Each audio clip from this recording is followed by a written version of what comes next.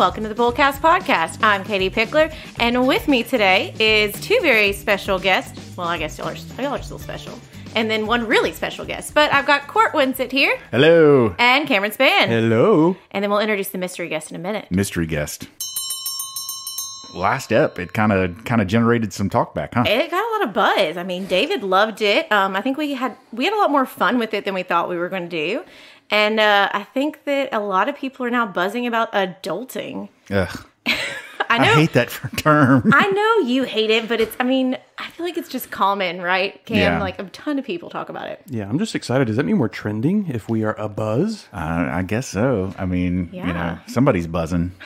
We should ask the cool people in New York City if we are a buzz. I mean, our special guest may be from New York. I don't know. Okay, before we get into our special guest, or do we want to introduce her before so she can be a part of the list? Yeah, we can go ahead and introduce her, and she can at least say hello, and then we can jump into the list after.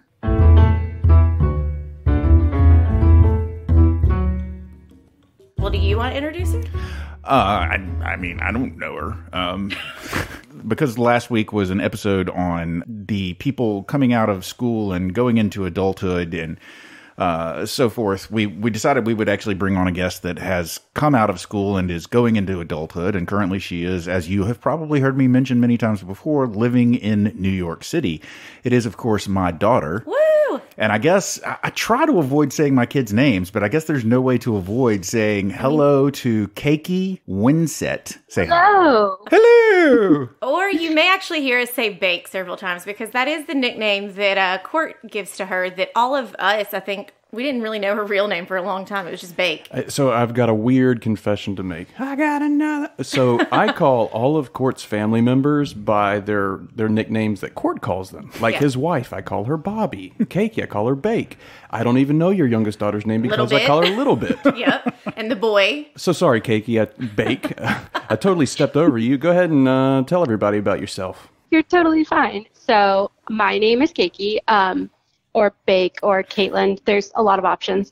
And I am Court's oldest daughter. And as he's mentioned, I currently live in New York. I have a few different jobs that I do. And yeah, I'm just trying to make it through my 20s, basically. And one of your many jobs is me bothering you, right? Because you help handle our social media for our firms and some of our communications. That I do. I am the hands behind the Twitter and the Instagram and the memes, especially the memes. You're the meme queen. Yes. I am. The meme specialist. So, what are your thoughts on adulting? I feel like adulting is one of those things that, like, until you've already done it, you don't know what it is. So I'm kind of in the middle of the adulting process, and therefore I have no idea what's going on at any time. I will tell you, I'm 33 and I still don't know what's going on all the time. I'll let you know when the learning process ends, guys, because it's.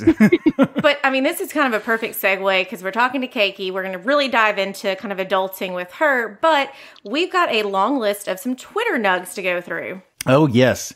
Twitter nugs about adulting. So just adulthood, tweets related to adulthood. But let's jump right into the Twitter nugs.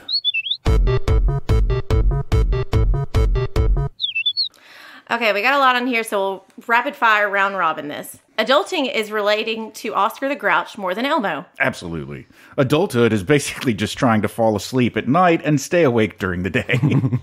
Like 90% of adulthood is saying, wow, I can't believe it's already Christmas, to your friends every month till you die, I think. Adulthood is just saying, what a week, after every week. The real challenge of adulthood is having to buy things that were magically just in your house growing up, like Q-tips and Windex, laundry detergent, salt, like LMAO. I got to purchase these things? That happened to me yesterday. I couldn't find Scotch tape at my house. Adulthood is literally lesson after lesson, no breaks. Adulthood is deciding that you like olives. No. I don't know when I decided that I liked green olives. I think it had to do with the first time I ever had them basted in vodka. Adulthood is basically whispering WTF under your breath every time you get a phone call. Truth. Adulthood is mostly whispering F every single minute. Adulthood is waking up feeling less well-rested every day until you finally just don't wake up at all one day, isn't it? Oh, that's dark. One of y'all said that adulthood is just constantly cleaning the kitchen, and yes, accurate. Adulthood is wanting to cry for 4 days straight, but not having the time. Oh boy, yes. True. Adulthood is being excited to swap tips on sleeping positions to alleviate back pain. Right, Cam? PTSD, guys. Adulthood is really waiting on one email to change your life. Oh, no. Hey guys, remember at school when you would press demo on the electric piano and pretend you were really playing it? Well, that's what adulthood is, but all the time and in every situation. Truth. The hardest thing about adulthood is still having to show up when you have absolutely no desire to. In my experience, adulthood is mostly piling stuff up on surfaces and then eventually having to clean off those surfaces. Just shove them in a box or a closet. Everyone has a junk drawer, right? Oh, yeah. Yes. The biggest scam of adulthood is the price of a rug. True. Adulthood is thinking, next week will be less busy until you die. Adulthood is realizing when your parents didn't like your teenage music, they were correct. One of the worst parts of adulthood is constantly having to buy the most boring crap imaginable. True. Adulthood is taking a preventative leave. Adulthood is a scam. The most tiring thing about adulting to me is how constant it is. There is always some crap to sort out. You chilling means you're probably just ignoring the million things on your to-do list. I can't tell you the number of times something pops into my head Yep. that I'm worried about and like my heart rate just goes up. Oh, yeah. Laundry, washing 30 minutes, drying 60 minutes, putting away 7 to 10 business days. Who knew the most taxing part of being an adult is trying to figure out what the F to have for dinner I can't even read this GD one. night. Until you die. Beep, beep, beep. I remember the way I used to get excited whenever I received a letter addressed to me when I was younger, but every time I receive one now, I think, effing, what now? Welcome to adulthood. You get mad when they rearrange your grocery store. One of the weirder things about being an adult is having a favorite stovetop burner. Yet nobody talks about it. It's true, though. It's so true.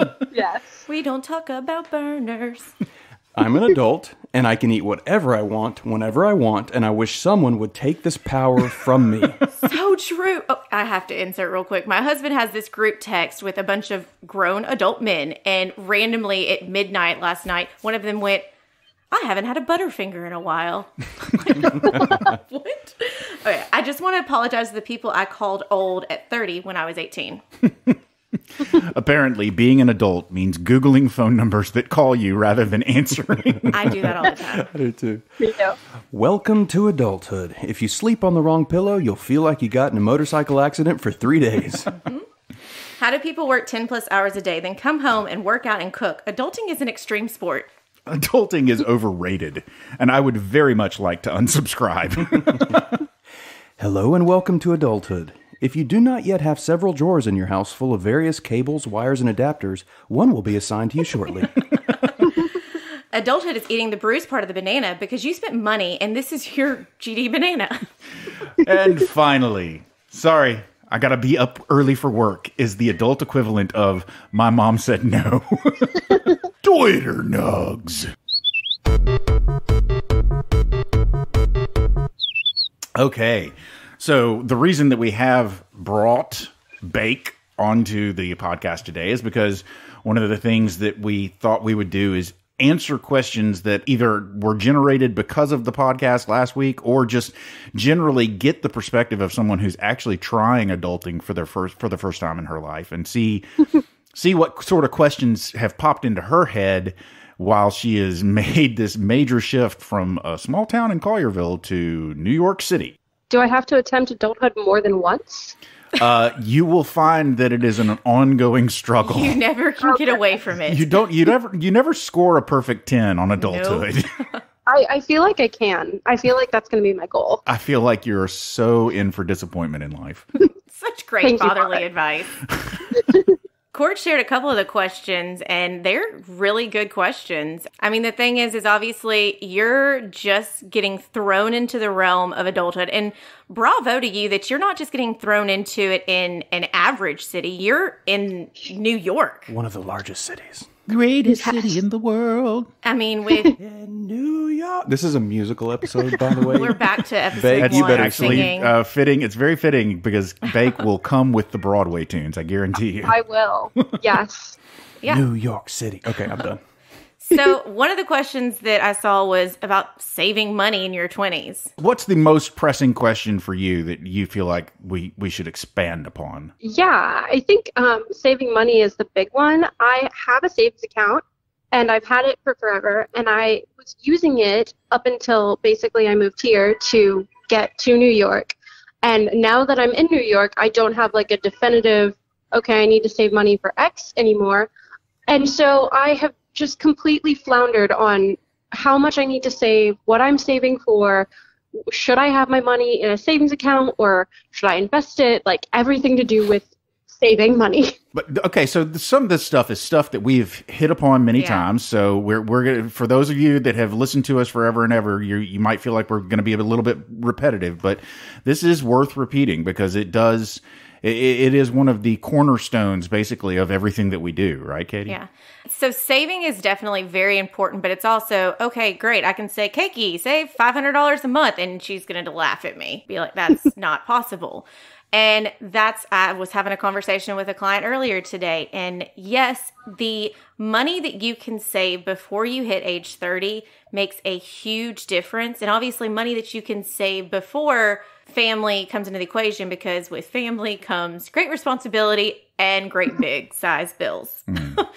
But it is a struggle, and it's kind of an ongoing thing of trying to decide, okay, first off, you got to think about your levels of liquidity, which is kind of jargony, but really what it breaks down to is figure out what are your bare minimum basic living expenses. How much money does it take for you to feed yourself, keep the lights on, have a roof over your head, and throw a little bit in there of having fun. Because the thing is you are young, you need to enjoy, and everything with what we suggest to people is that balancing act. We had the episode where we talked about teaching kids about money. It's the same thing for an adult if you think about it. You have your spend, save, and give jars.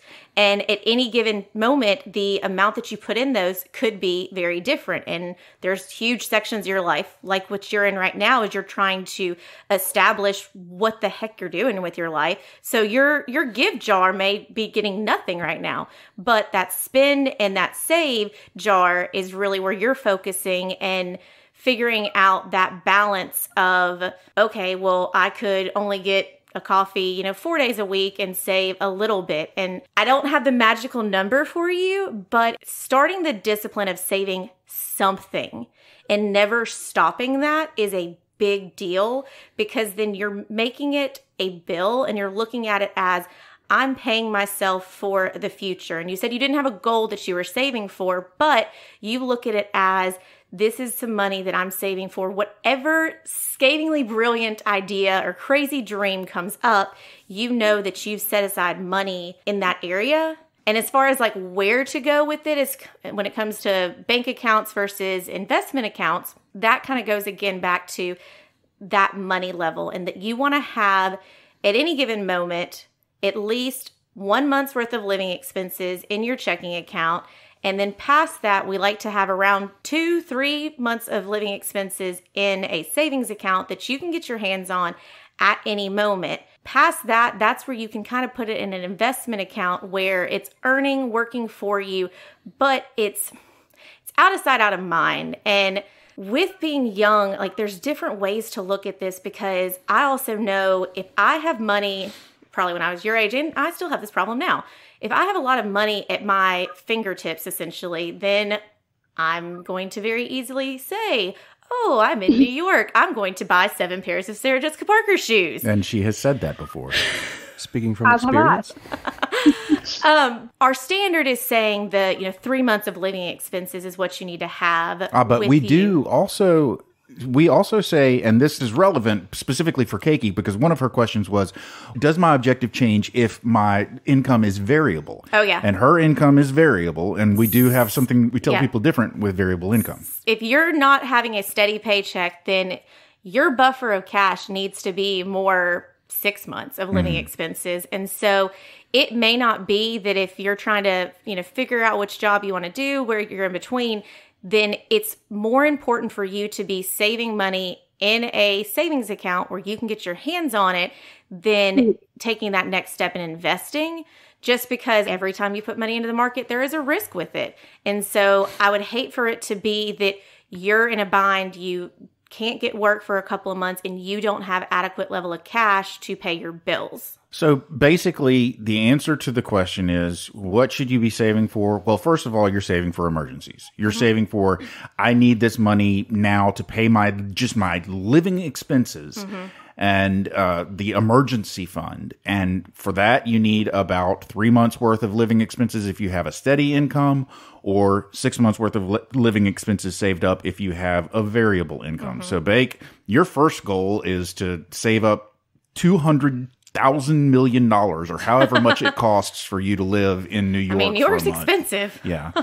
That emergency fund should be your first goal. But also, I mean, I know, for instance, we've talked about one of our early episodes. This was the bad episode, the vacation savings. After you've saved up that emergency fund, then certainly I know you like to take trips and so forth, although most of your trips have always centered around traveling to New York, and now you live there.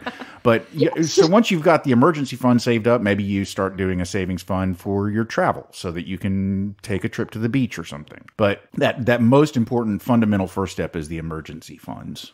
Next question. So I have a credit card, and I have been told before to basically use it like a debit card, spend everything on the credit card, and then just make sure I'm paying it off. And I pay mine off basically every day because I'm paranoid about getting charged. Is there a different way I should be doing it? Should I be paying it off in full every single day of the week? I know people talk about playing the credit card game, and I just don't know how to play.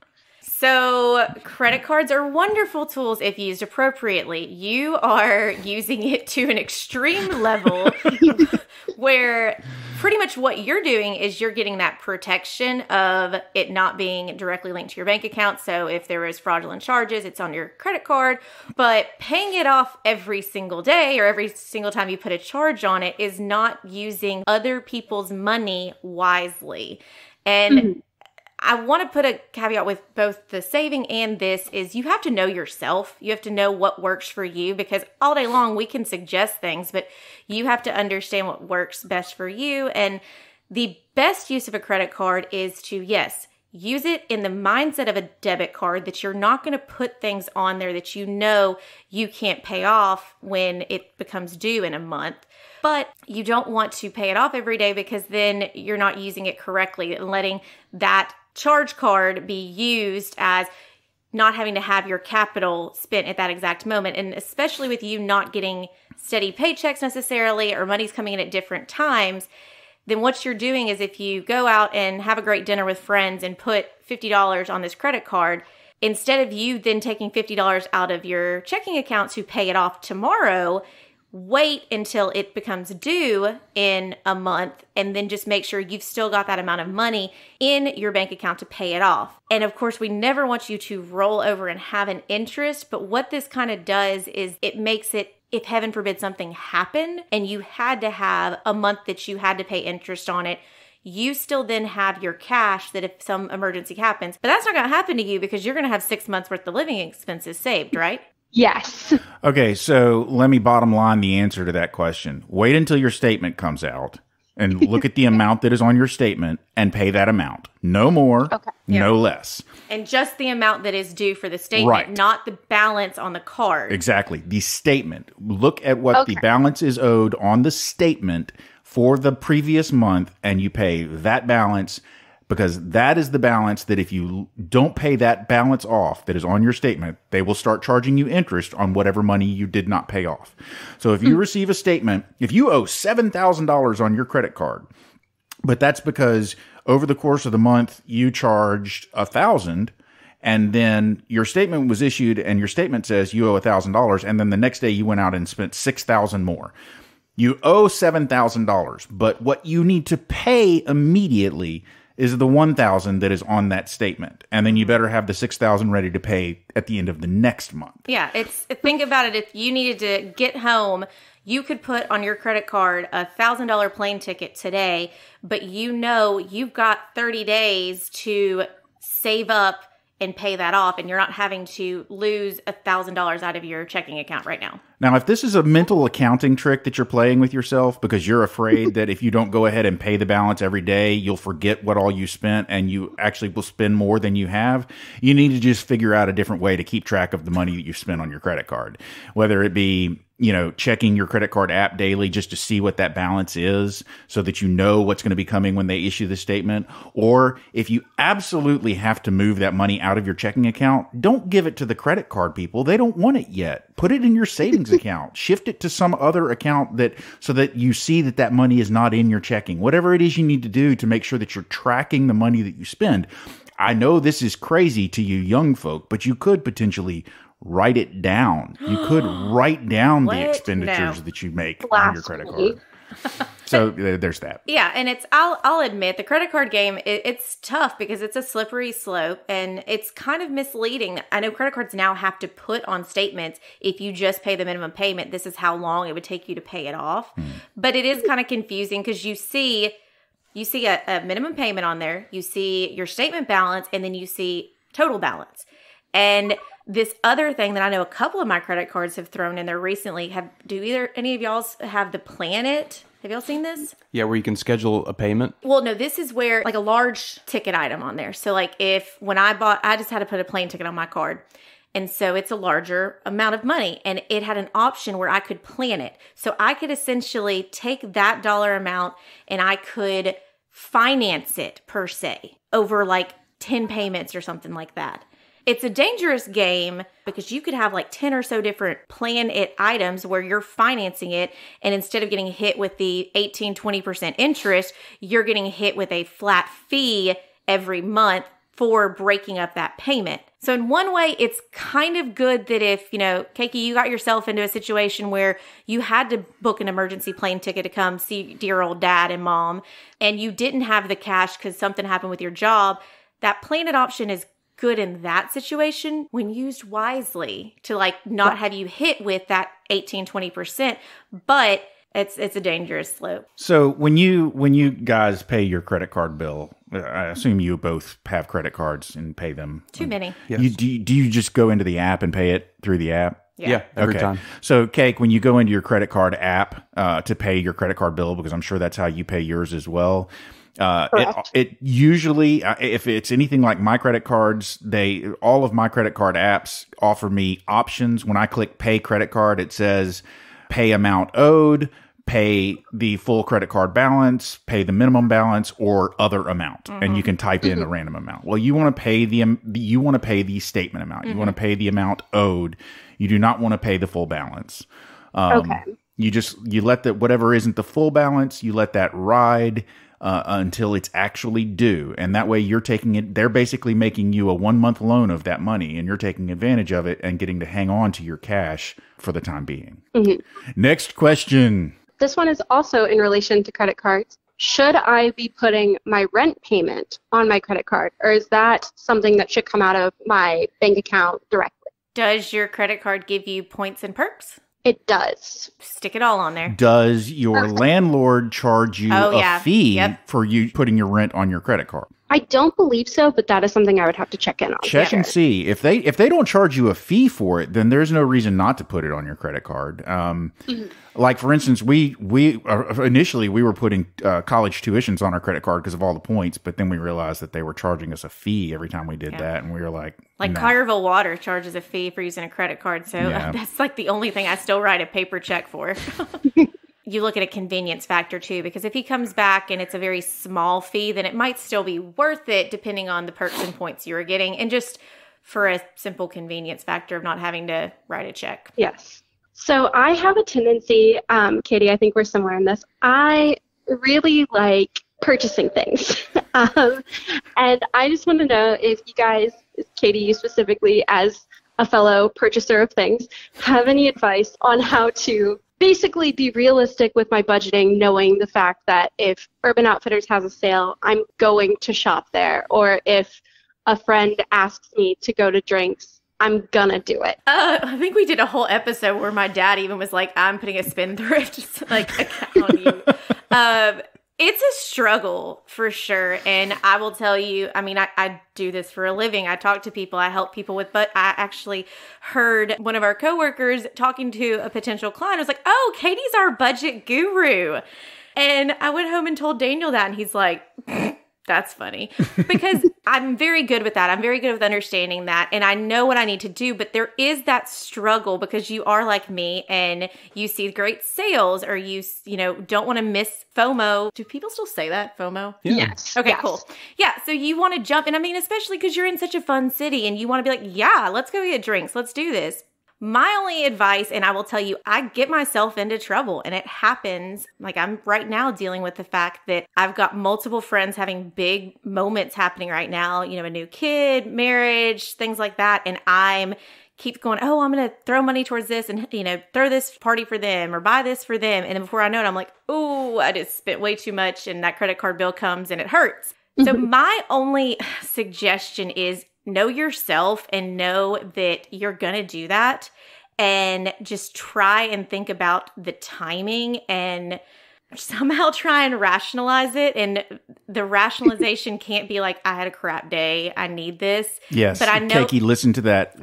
Listen to her. it's hard for me to preach this to her because I'm really bad about it. But the thing that I've done is I haven't done a rules restrictive budget, but I've just allowed myself an allotment and said, look, this is how much I'm going to let myself spend in a month on feel better purchases or sale purchases. And then I've got another set amount that is my entertainment. And that's where, if somebody calls and says, hey, let's go get drinks or let's go to this concert, I kind of look at that and see, okay, I've got this money. And if you look at it and you say, okay, well, crap, I've spent all my allocation for this month and it's like the 6th of the month, then that's when you kind of have a conversation with yourself and look at your budget and go, okay, where else if this is so important to me, where else could I cut it?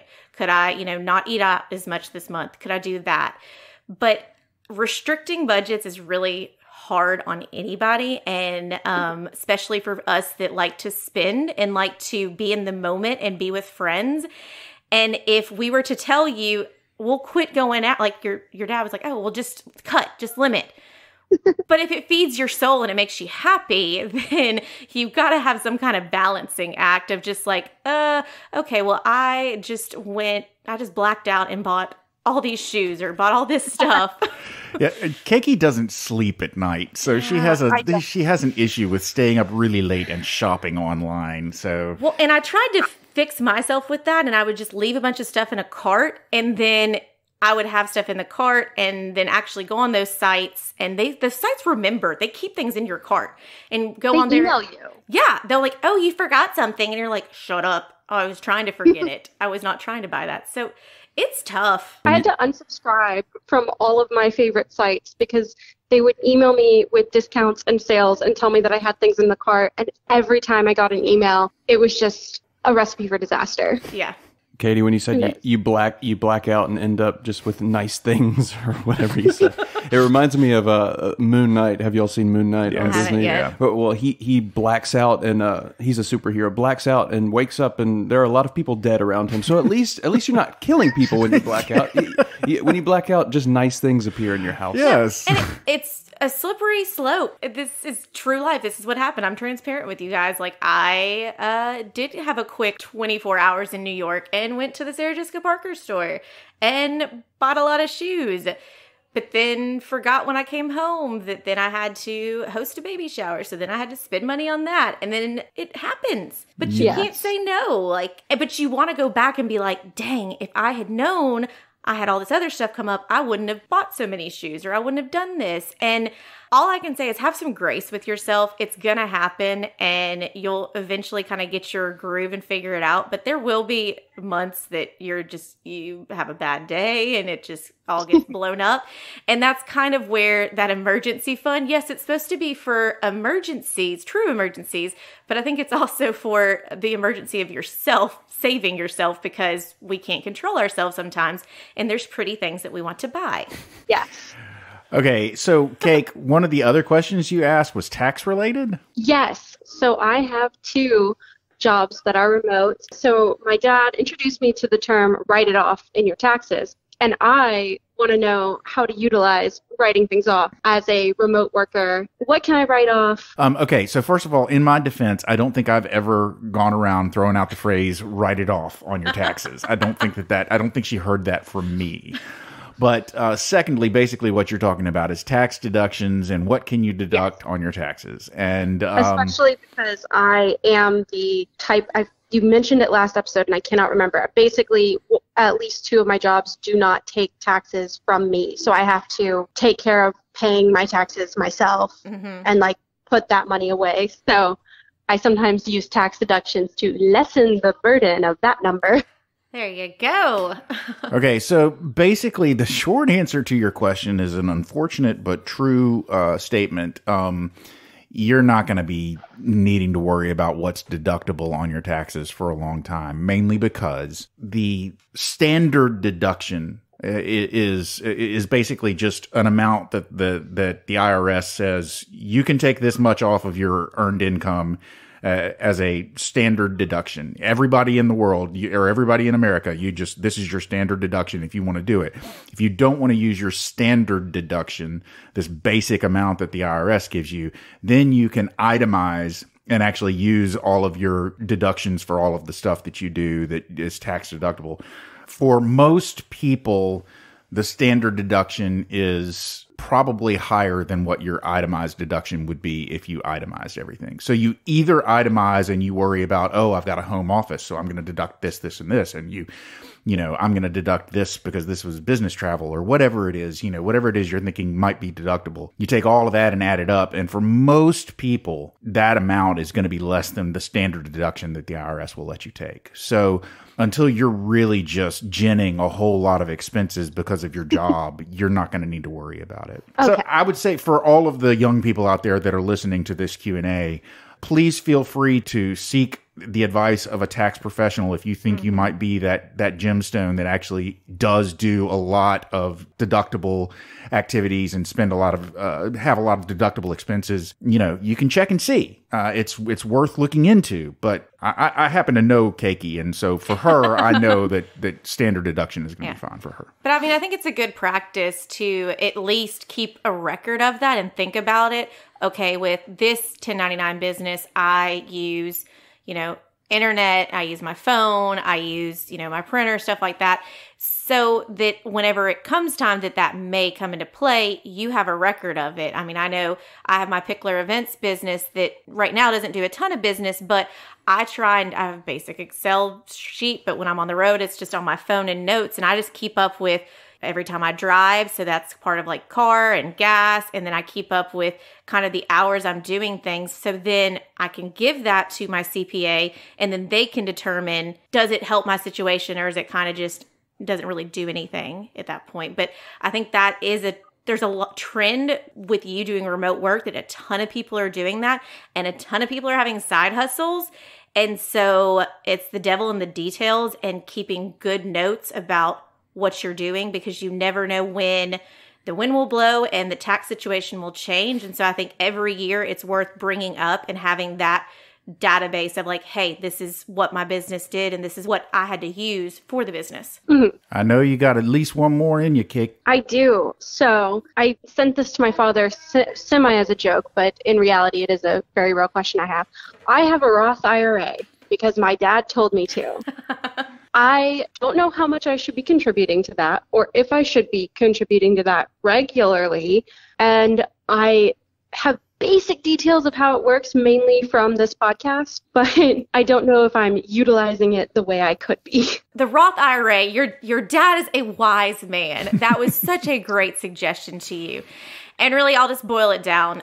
This is money that whether you're adding to it or not, even if it's just sitting there with some money in there, this is money that is going to grow tax-free. And then when you hit retirement age, you can pull this money out tax-free. So what I love about that is what's different than a non-Roth retirement money is when you hit retirement age, you look at this and your balance says $100,000.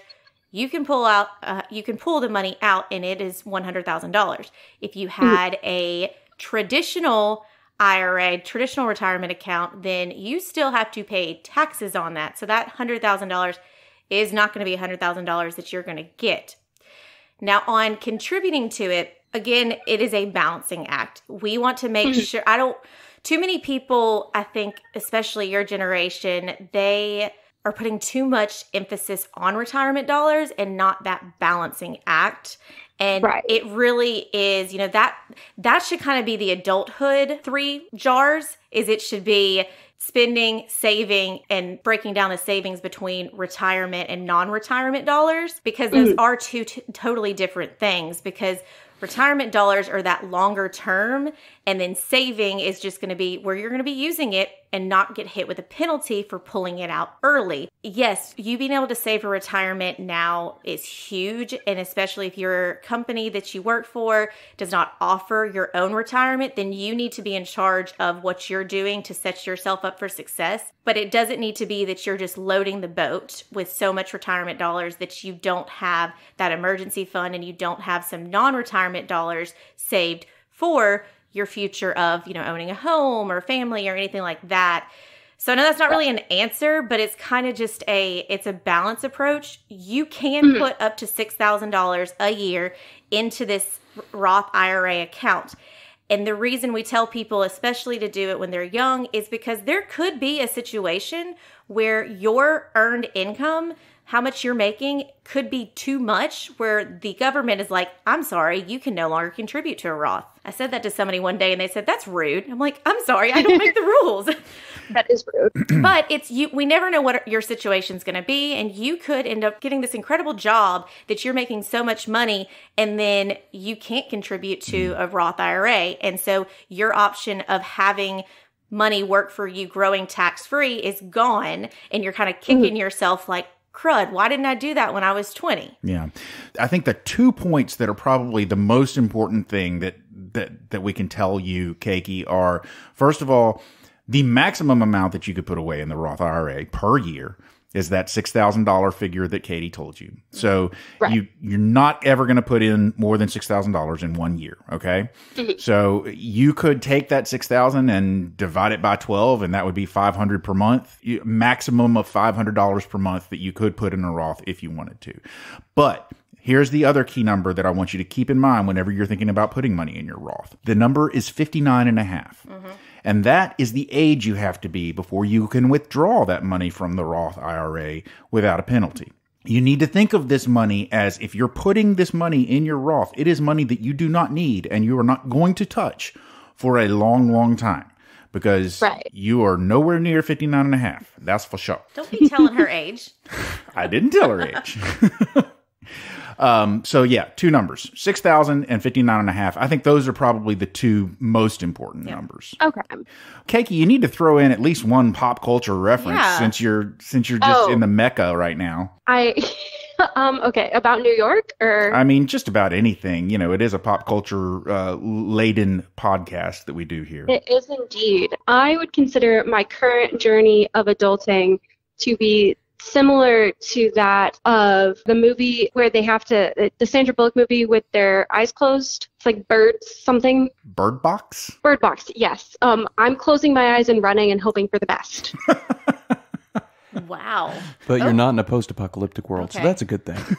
At least she's not like the movie Big. I thought about that. Like, that's a lot of us, though, when you think about, like, when he becomes an adult and then he buys, like, bunk beds and an indoor... I don't know. When Big came out, it upset me because I couldn't see wanting to go back to be a kid after everything he accomplished. I mean, I was around the age of the boy that became Tom Hanks when that movie came out. I think I was a little older than the boy, but I was around that age. I was still somewhat young myself, and it absolutely frustrated the heck out of me, the idea that this kid would become vice president of a toy company and be wealthy and have a hot girlfriend and then decide that he wanted to be a kid again. I mean, I was just like, no, wouldn't do it. You wouldn't be getting me back. Sorry, Ma. Okay, have you seen any celebrities? Okay, so I saw Rachel Dratch in a show, and I saw Jesse Williams also in a show. I see a lot of Broadway shows. If you ever do a Broadway episode, the Jesse Williams show? Yes, she saw that You Jesse just- Williams show. That show? Oh, okay. Yep. Yeah, I've seen it twice. I almost saw. Oh, okay. Yeah, she needed to see it enjoyed again. They have a good 30 under 30 deal, so if you're under 30 years old, you can get a $30 ticket. Wow, that's pretty cool. Well, The one thing I have plenty of knowledge on is Broadway budgeting. So if you want to do an episode on Broadway Yeah. budgeting, I have a lot to talk about with that. I think that would be a lot of fun because we all really like Broadway. And just from my quick 24-hour experience of trying to cram in 2 shows, and me looking at your TikTok and Instagram and seeing how many shows you keep cramming in, I think that'd be a fun episode. Yes. Okay, wrapping it up. Bake, thank you. Thank you. Thank you. Thank you.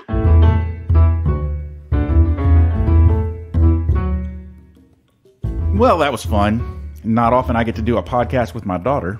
Oh, family time. Family time. Lovely. We're not going to do a bullseye this week, ladies and gentlemen. This was just a Q&A with cake. That's what we're going to call it. It's the Bakey Q&A. Oh, listen, there's the closing bell. Ladies and gentlemen, you've made it to the end of yet another episode of the Bullcast Podcast. If you liked what you heard and you'd like to hear more, please feel free to go to your favorite subscription service and sign up to have our podcast beamed directly to your favorite listening device every single Thursday at noon. If you'd like to find out more about me or Cameron or Katie, please feel free to go to our website. That's bullcastpodcast.com. You can leave us a question, you can remark on our episode, or you can suggest a topic that you'd like to hear about. The reason that we came up with this adulting episode, or this adulting series that we've now done, is because Bake suggested an episode topic, so we actually do follow up when people ask us to do stuff.